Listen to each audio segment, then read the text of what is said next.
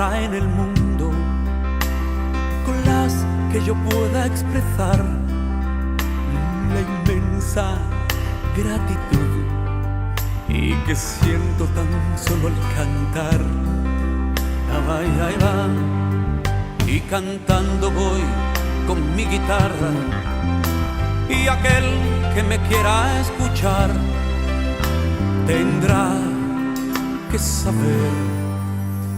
Oye, y por ahí si me invitan a cantar siempre tendrán que saber que a Jesús solo quiero cantar.